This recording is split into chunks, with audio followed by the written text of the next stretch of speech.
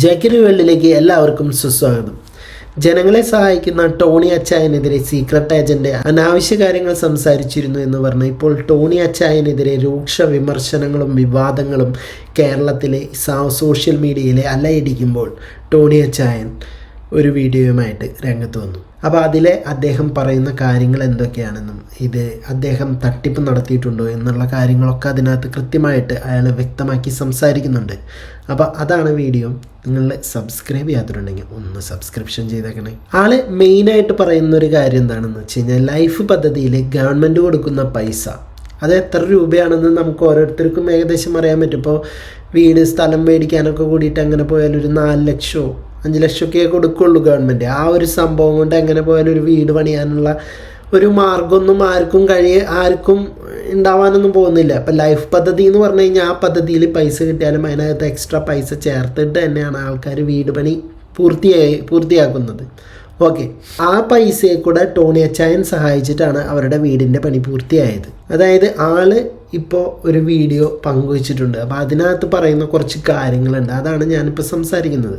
നല്ലത് ചെയ്യുമ്പോൾ പോലും ചിലപ്പോഴൊക്കെ വിമർശനങ്ങൾ നേരിടേണ്ടി വരും.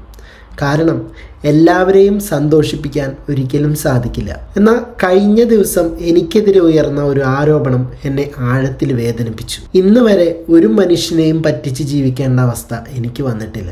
ഞാൻ ചെയ്തിട്ടുള്ള എല്ലാ സഹായങ്ങളും എൻ്റെ ആത്മാർത്ഥതയോടെയാണ്. അതായത് ഇനി പറയുന്ന കാര്യങ്ങളാണ് കുറച്ചും കൂടി നമുക്ക് കൺവിൻസിങ് ആവാൻ പോകുന്ന കാര്യങ്ങൾ. ഈ തട്ടിപ്പിലേക്ക് വരാനുണ്ടായ കാര്യങ്ങളും അതിനെ പറ്റിയിട്ട് സീക്രട്ട് ഏജന്റ് സംസാരിക്കാനുണ്ടായ കാര്യങ്ങളെ പറ്റി. അതായത് കുറച്ച് മാസങ്ങൾക്ക് മുമ്പ് തിരുവനന്തപുരം കാട്ടാക്കടയിൽ നിന്ന് ഒരു വികലാംഗനായ അച്ഛൻ ഇയാളെ ബന്ധപ്പെട്ടിരുന്നു, അതായത് ടോണി അച്ചായന്. അവരുടെ അവസ്ഥ പറഞ്ഞപ്പോൾ തന്നെ ഈ അച്ചായൻ നേരിട്ട് പോയിട്ട് അവരെന്നെ കണ്ടു. അവസ്ഥ അതീവ ദയനീയമായ ഒരു അവസ്ഥയായിരുന്നു. അതായത് സർക്കാർ നൽകിയ സ്ഥലത്ത് വീട് പണിയാൻ പറ്റാതെ തറ മാത്രം കെട്ടിയ നിലയിൽ ഒരു കുടിലിലാണ് മുരുകൻ എന്ന വ്യക്തി കഴിഞ്ഞിരുന്നത് എന്നാണ് അച്ചായൻ ചൂണ്ടിക്കാണിക്കുന്നത്. പിന്നെ അച്ചായൻ പറയുന്നൊരു സംഭവമുണ്ട്. ഇവർ പറഞ്ഞിട്ടുള്ളത് മരിക്കുന്നതിന് മുമ്പ് ഒരു മോചനം വേണം എന്ന വാക്ക് അച്ചായനെ വല്ലാതെ സ്പർശിച്ചു എന്നൊക്കെ പറയില്ലേ, നമ്മൾ മനസ്സിനകത്ത് ഭയങ്കരമായിട്ട് സ്പർശിച്ചു എന്നൊക്കെ.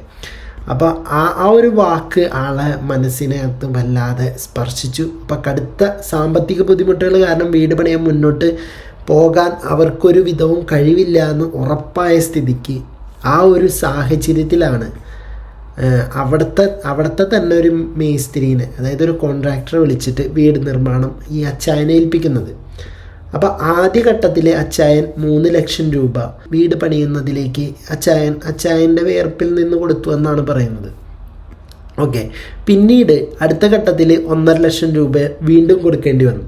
അങ്ങനെ അച്ചായൻ്റെ സ്വന്തം വരുമാനത്തിൽ നിന്ന് നൽകി. അതുപോലെ തന്നെ 3 ലക്ഷം രൂപയുടെ എഗ്രിമെൻ്റ് കോപ്പി വീഡിയോയിൽ വ്യക്തമാക്കിയിട്ടുണ്ടെന്നാണ് അച്ചായൻ പറയുന്നത്. ഇത് ആരോടും പിരിച്ചെടുത്ത പണമല്ലെന്നും അതായത് ആളുടെ കയ്യിൽ നിന്നും തന്നെയാണ് നൽകിയ സഹായമെന്നും അദ്ദേഹം വ്യക്തമാക്കുന്നുണ്ട്. പിന്നെ പറയുന്ന കാര്യങ്ങൾ ആൾ സീക്രട്ട് ഏജൻറ്റിനെതിരായിട്ടാണ് പറയുന്നത്. അതായത് ലോകം അറിയാതെ കാറിനുള്ളിലിരുന്ന് കഷ്ടപ്പെടുന്നതിൻ്റെ വേദന മനസ്സിലാകാത്ത ചിലർക്ക് കഴിയില്ല. ലോകം 4 ചുവരുകൾക്കുള്ളിലല്ല. അത് മനസ്സിലാക്കണമെങ്കിൽ നിങ്ങൾ ലോകത്തേക്ക് ഇറങ്ങണം, അതായത് കാറിൽ നിന്ന് ഇറങ്ങണം എന്നാണ് പറയുന്നത്. കഷ്ടപ്പെടുന്നവൻ്റെ വിഷമം അറിയണം. സ്വന്തം പണത്തിൽ നിന്ന് സഹായിക്കാൻ മനസ്സുണ്ടാവണം. അടിസ്ഥാനമില്ലാത്ത നുണകൾ വിശ്വസിച്ച് ആരായാലും എൻ്റെ നെഞ്ചിലേക്ക് കയറി വരരുത്. ഈ വിശദീകരണം പറയേണ്ടി വന്നത് മറ്റൊരു കാരണത്താലാണ്. ഞാൻ പണിത് നൽകിയ വീടിൻ്റെ ഉടമയായ ആ വ്യക്തി എനിക്ക് നൽകിയ സഹായം മറച്ചുവെച്ച് സൂരജ് എന്ന യൂട്യൂബറുടെ മുന്നിലെ നിസ്സഹായനായി അഭിനയിച്ച് വീണ്ടും പണം സ്വീകരിച്ചു.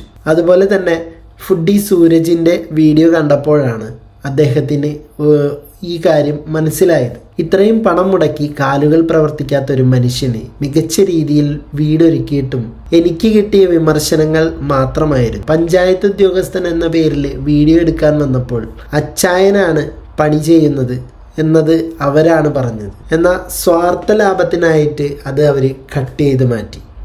ഈ കാര്യങ്ങളൊന്നും അറിയാതെ വീട് പണി പൂർത്തിയാക്കി അവിടെ നിന്ന് മടങ്ങുമ്പോൾ ഇത്തരമൊരു ആരോപണം ഉണ്ടാകുമെന്ന് അച്ചായൻ ഒരിക്കലും പ്രതീക്ഷിച്ചിരുന്നില്ല. ഞാൻ ഈ വീട് പണിത് നൽകാതിരുന്നെങ്കിൽ ഇത് ഇന്നും ആ പഴയ അവസ്ഥയിലേതുപോലെ തന്നെ കിടന്നേനെ. കാരണം കൃത്യമായ ഘട്ടങ്ങൾ പൂർത്തിയാക്കി കാണിച്ചാൽ മാത്രമാണ് അടുത്ത ഗഡു, അതായത് ഗവൺമെൻറ്റിൽ നിന്ന് ഓരോ ഘട്ടം പൂർത്തീകരിച്ച് കഴിയുമ്പോഴാണ് പൈസ കിട്ടുക.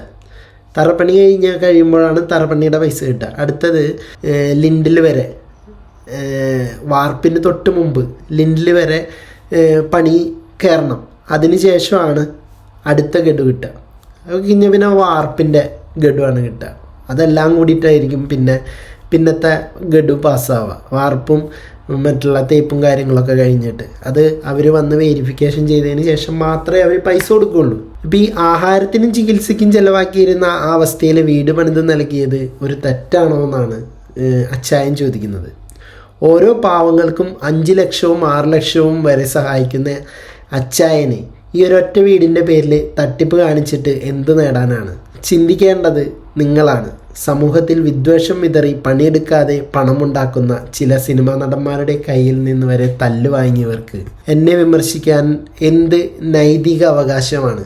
ഇനിയും സംശയമുള്ളവർക്ക് കാട്ടാക്കടയിൽ പോയി ആ വ്യക്തിയോട് നേരിട്ട് ചോദിക്കാം. ആരെയും ദ്രോഹിക്കണമെന്നോ വേദനിപ്പിക്കണമെന്നോ എനിക്ക് ഒരിക്കലും ആഗ്രഹമില്ല. എൻ്റെ പ്രവർത്തനങ്ങളുമായി മുന്നോട്ട് പോകുക തന്നെ ചെയ്യും. എന്നെ സ്നേഹിക്കുന്ന അനവധി ആളുകൾ എൻ്റെ ഒപ്പമുണ്ടെന്ന വിശ്വാസത്തോടെ Tony Achayans gold, Kottayam. Okay, അപ്പോൾ ആൾ പറഞ്ഞ കാര്യങ്ങളാണ് ഞാനിപ്പോൾ നിങ്ങളോട് സംസാരിച്ചത്.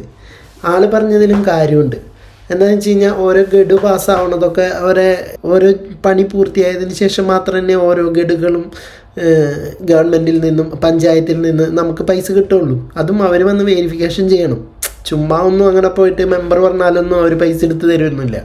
ഇപ്പം മെമ്പർ എൻ്റെ കൂടെ ഉണ്ട്, അപ്പം മെമ്പർ പോയി പറഞ്ഞു കഴിഞ്ഞ് കഴിഞ്ഞാൽ നമുക്ക് പൈസ കിട്ടും, അങ്ങനെയൊന്നുമില്ല. അവർ വന്നിട്ട് ഈ എൻജിനീയറിങ് ഡിപ്പാർട്ട്മെൻറ്റ്സ് വേറെയാണ് അതിനകത്ത്. അപ്പോൾ അവർ വന്നിട്ട് ഇതൊക്കെ നോക്കി കൃത്യമായിട്ടുള്ള കാര്യങ്ങളൊക്കെ കഴിഞ്ഞതിന് ശേഷം മാത്രം തന്നെയാണ് ഇത് കിട്ടത്തുള്ളൂ. അതുപോലെ തന്നെ അത് പണിയാനുള്ള പൈസ ഉണ്ടാവണം. പിന്നെ അവർ തരുന്ന ആ തുച്ഛം പൈസയ്ക്ക് നമുക്ക് എന്തായാലും വാർപ്പ് കഴിക്കാനോ ഈ ഇത്രയും സൗകര്യമുള്ളൊരു വീട് പണിയാനോ ഒന്നും സാധിച്ചെന്ന് വരില്ല. ഓക്കെ, അപ്പോൾ അച്ചായൻ പറയുന്നതിൽ വാസ്തവം ഉണ്ടെന്നാണ് എൻ്റെ ഒരു മനസ്സ് പറയുന്നത്. അപ്പോൾ ഒന്നും ഇപ്പോൾ ആൾ പറ്റിച്ചു എന്ന് തന്നെ വിചാരിക്കട്ടെ, അല്ലെങ്കിൽ ആൾ അങ്ങനെ നമ്മൾ വിചാരിച്ചാലും ആൾ ഒരു 1000 പേർക്കില്ലെങ്കിലും അതിലൊരു 100 പേർക്കെങ്കിലും ആൾ ചെയ്തിട്ടുണ്ട്, ഇല്ലയെന്ന് പറയാൻ പറ്റില്ല. ഇഷ്ടംപോലെ ആൾക്കാരെ ആൾ സഹായിച്ചിട്ടുണ്ട്.